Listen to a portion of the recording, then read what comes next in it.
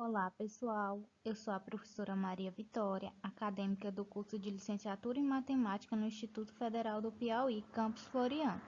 Darei continuidade à nossa sequência de vídeos sobre matemática financeira. E na videoaula de hoje, estarei mostrando para vocês algumas questões de vestibulares.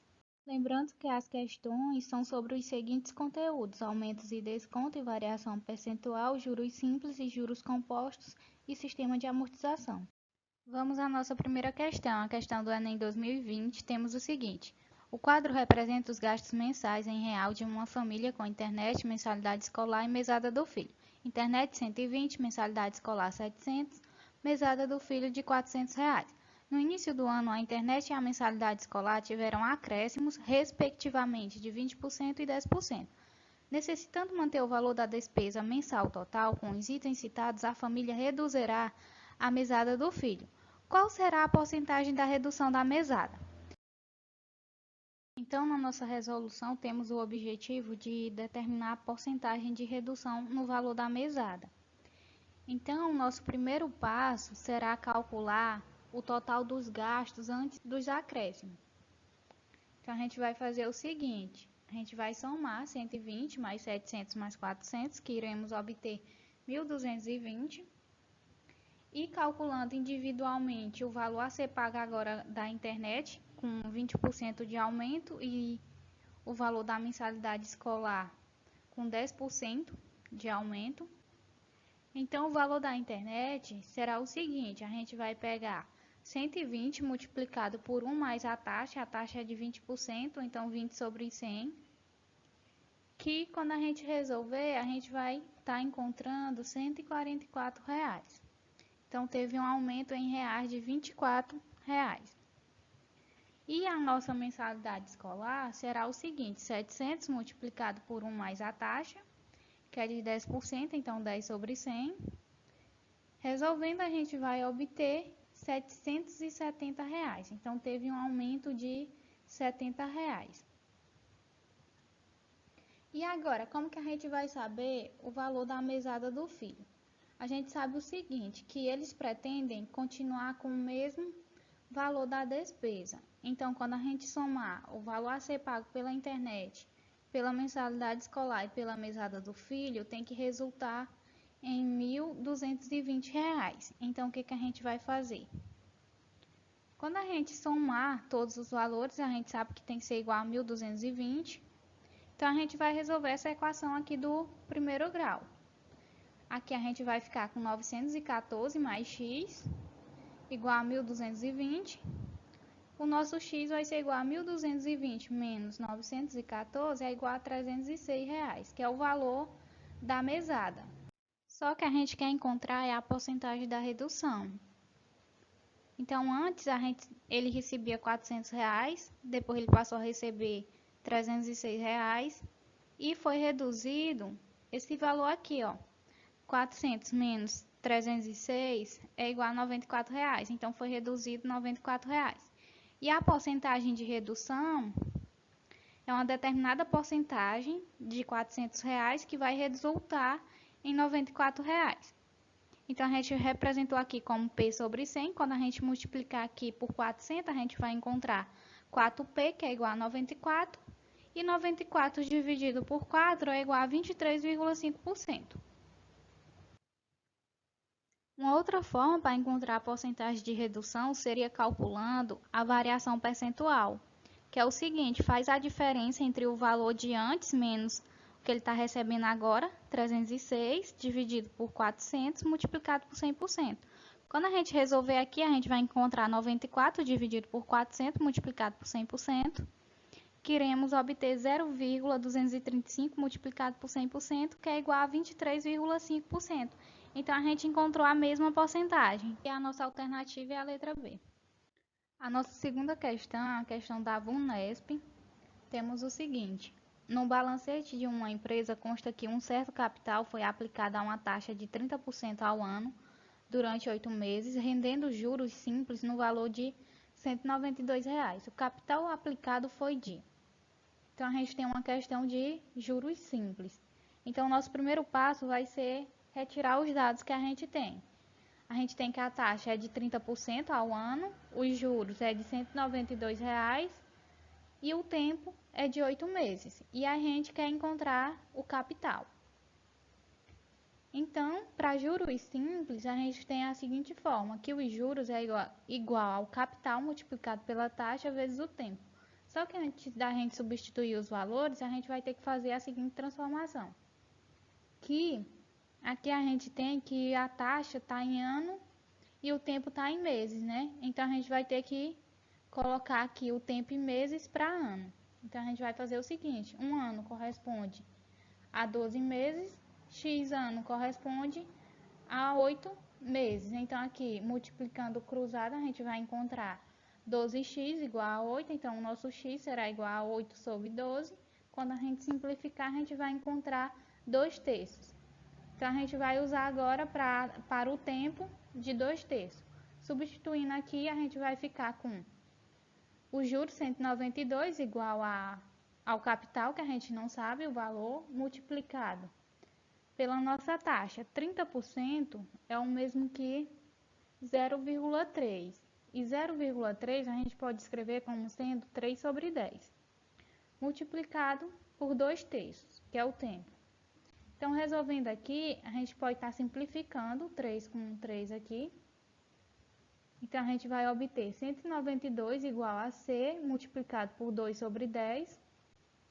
Então, resolvendo aqui essa multiplicação, a gente vai obter 2C e 10 multiplicado por 192 é igual a 1920. Então, o nosso C é igual a 1920 dividido por 2. C vai ser igual a 960. Então, a nossa alternativa é a letra C. Aqui a gente tem outra questão, é do Enem 2011, que temos o seguinte. Um jovem investidor precisa escolher qual investimento lhe trará maior retorno financeiro em uma aplicação de R$ 500. Para isso, pesquisa o rendimento e o imposto a ser pago em 2 investimentos, poupança e CDB, Certificado de Depósito Bancário. As informações obtidas estão resumidas no quadro. A poupança tem uma taxa de 0,56% e não tem imposto de renda. Já o CDB tem uma taxa de 0,876% e tem 4% de imposto sobre o ganho. Então, esses 4% aqui, eles vão ser descontados.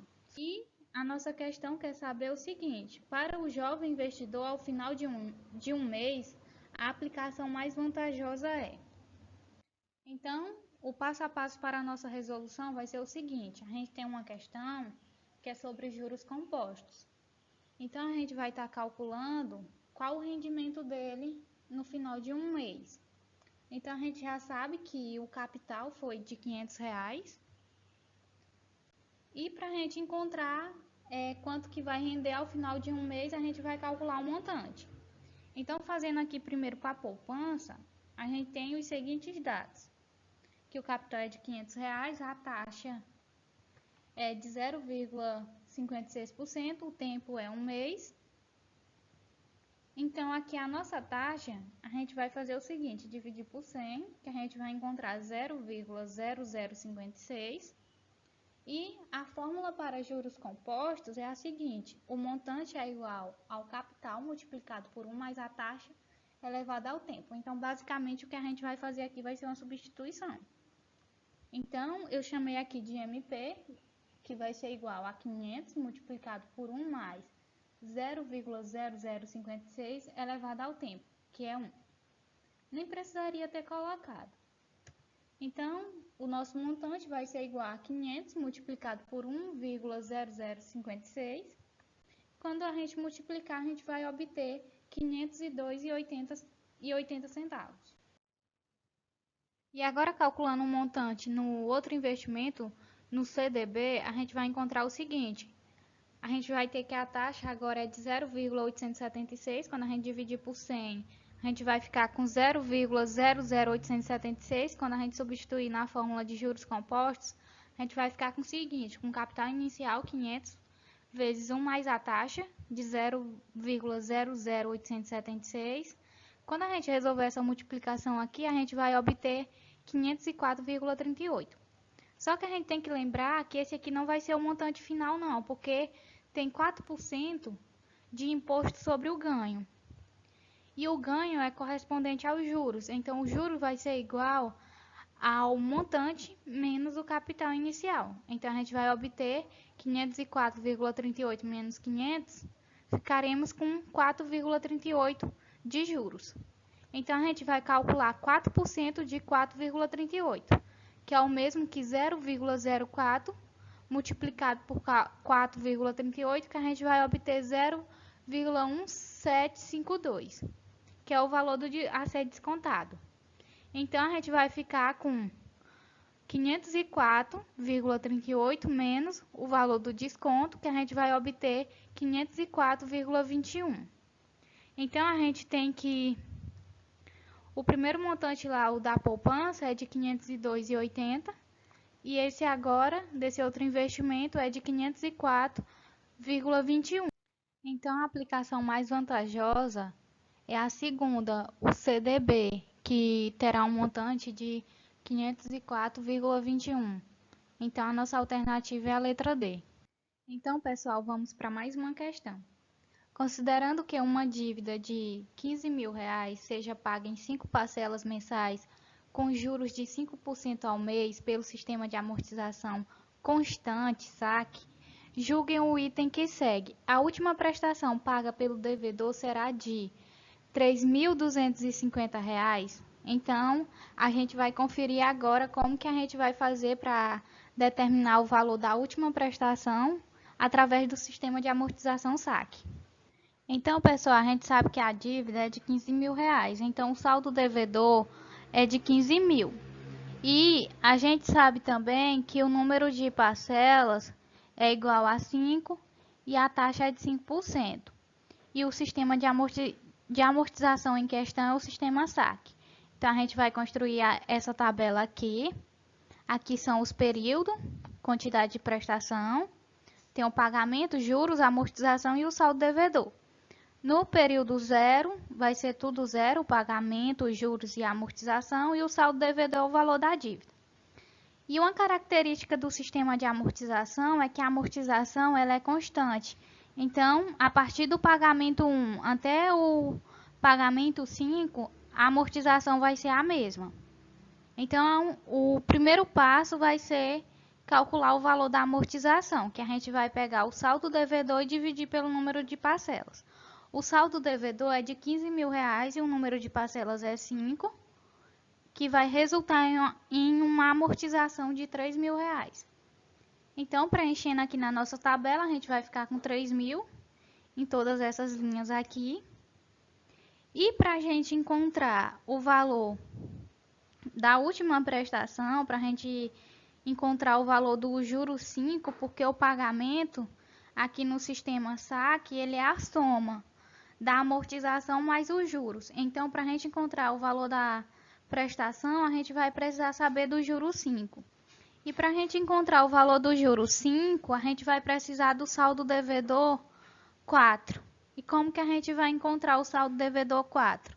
A gente vai fazer o seguinte: subtrair o saldo devedor anterior menos a amortização, que a gente vai obter R$ 12.000 menos a amortização, 12.000 menos 3.000, 9.000, 9.000 menos 3.000, 6.000, 6.000 menos 3.000 igual a R$ 3.000. Então, o saldo devedor no período 4 é de R$ 3.000. Então, calculando os juros, o juro 5, vai ser o seguinte, 5% de 3.000. Então, a gente vai ficar com 0,05 vezes 3.000. O nosso juros é de R$ 150. E agora, o valor do pagamento da última prestação, a prestação 5, é 3.000 mais o juros 5, mais 150. Então, a prestação 5 vai ser igual a 3.150. Então, esse item está errado, porque a última prestação foi R$ 3.150 e não R$ 3.250. Bom, pessoal, então finalizamos por aqui. Obrigada pela atenção. Não esqueça de curtir nossos vídeos e de se inscrever no canal.